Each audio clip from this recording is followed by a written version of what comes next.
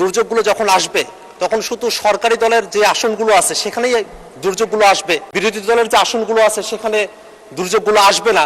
আসলে কি আমাদের বাংলাদেশের যে দুর্যোগের যে ম্যাপ সেটা থেকে কোনো ধরনের পরিবর্তন এসেছে? কারণ আমরা দেখলাম যে দুর্যোগ মন্ত্রণালয় থেকে বরাদ্দ করা হলো, সে বরাদ্দটা 30 এপ্রিলে হয়েছে, সেটা শুধুমাত্র সরকারি দলের যারা আসন প্রাপ্ত হয়েছেন তাদের আসনগুলোতে শুধু বরাদ্দটা দেওয়া হয়েছে, বিরোধী দলের যারা আছেন তাদের কারোতে বরাদ্দগুলো দেওয়া হয় নাই।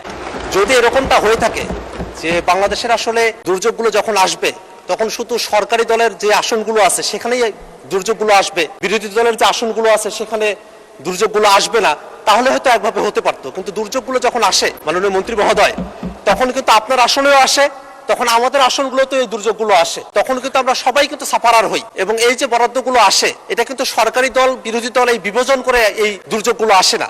এবং এই দুর্যোগের যে অর্থগুলো বরাদ্দ করা হয়, এই বরাদ্দগুলো কিন্তু করা হয় জনগণের ট্যাক্সের টাকা থেকে, জনগণের থেকে এই অর্থগুলো আহরণ করে তারপরে জনগণের পিছনে এটা বরাদ্দ করা হয়। কিন্তু আমরা দেখলাম যে গত 30 এপ্রিলে যে বরাদ্দটা করা হয়েছে 85 লাখ টাকা করে এবং 90 টন করে চাল গম, সেটা শুধুমাত্র সরকারি দলের যারা এমপিরা আছেন বা সরকার দলের যে আসনগুলো আছে সেখানেই সেটা বরাদ্দ করা হয়েছে।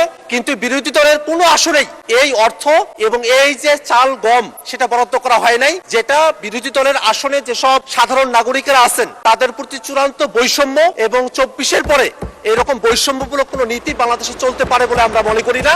এই কারণে আমরা মাননীয় দুর্যোগ ব্যবস্থাপনা এবং ত্রাণ মন্ত্রণালয়ের মাননীয় মন্ত্রীর কাছে আমরা জানতে চাই যে আসলেই কি বাংলাদেশে দুর্যোগ আসবার ক্ষেত্রে সরকারি দল বিরোধী দলকে বিবেচনা করে আলাদা দুর্যোগের কোনো মানচিত্র তৈরি হয়েছে কিনা, যদি না হয়ে থাকে এই দুর্যোগগুলোকে মোকাবেলা করবার জন্য যে সরকারের তরফ থেকে বরাদ্দগুলো দেওয়া হয় সেই ক্ষেত্রটাতে বৈষম্য দূরীকরণের ক্ষেত্রে দৃশ্যমান কোনো পদক্ষেপ গ্রহণ করা হবে কিনা, এবং কবে নাগাদ বিরোধী দলের যারা আমরা বঞ্চিত হয়েছি, আমাদের আসনের মানুষেরা বঞ্চিত হয়েছে, এই বঞ্চিত মানুষদের বঞ্চনা ঘুচাবার জন্য দুর্যোগ ব্যবস্থাপনা এবং ত্রাণ মন্ত্রণালয় থেকে সমতা ভিত্তিক বৈষম্য দূরীকরণমূলক উদ্যোগ গ্রহণ করা হবে এবং সেটা আসলে দেশের জন্য উপকার হবে। সে ধরনের পদক্ষেপ কবে গ্রহণ করা হবে সেটা আমরা মাননীয় মন্ত্রীর কাছে জানতে চাই। আমাদের মন্ত্রণালয় থেকে তো বিভিন্ন প্রকারের কার্যক্রম পরিচালিত হয়। উনি স্পেসিফিক ভাবে যে কথাগুলো উত্থাপন করেছেন, দুর্যোগের নানাবিধ কার্যক্রম আমি একটু আলোচনা করেছি যে আমরা বন্যা আশ্রয় কেন্দ্র করি, ঘূর্ণিঝড় আশ্রয় কেন্দ্র করি। যখন যেখানে দুর্যোগ সংগঠিত হয় জেলা পর্যায়ে প্রত্যেকটা জেলা প্রশাসকের কাছে আমাদের বরাদ্দ দেওয়া রয়েছে জিআর ক্যাশ এবং জিআর রাইস।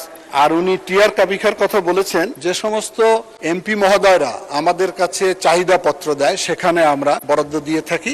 আমার মনে হয় যে কাল পরশুর মধ্যে ওনারা ওনাদের বরাদ্দ পেয়ে যাবেন। ধন্যবাদ। আপনারাও পেয়ে যাবেন। ধন্যবাদ আপনাদের।